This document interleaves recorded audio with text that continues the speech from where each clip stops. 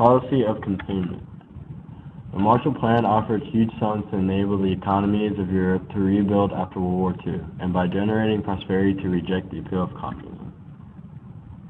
Tremaine had been horrified at the pre-war Allied policy of appeasement and was determined to stand up to any Soviet intimidation.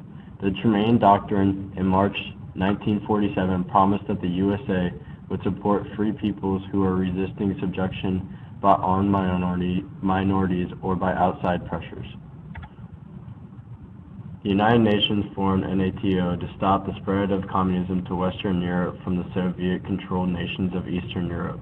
In response, the Soviet Union created the Warsaw Pact, which is an alliance of the communist nations it controlled in Eastern Europe.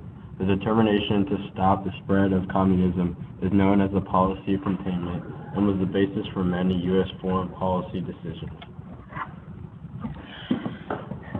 Communism in China.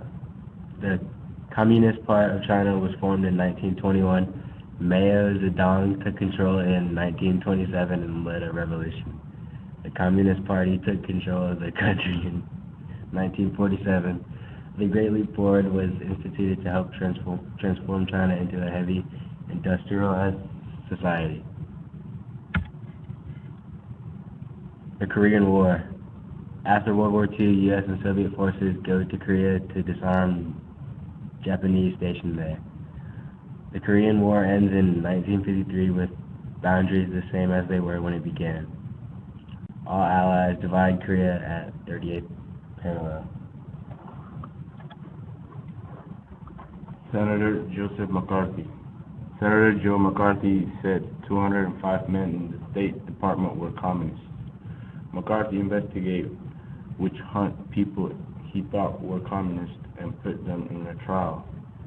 People saw he was crazy and he was lost all credibility.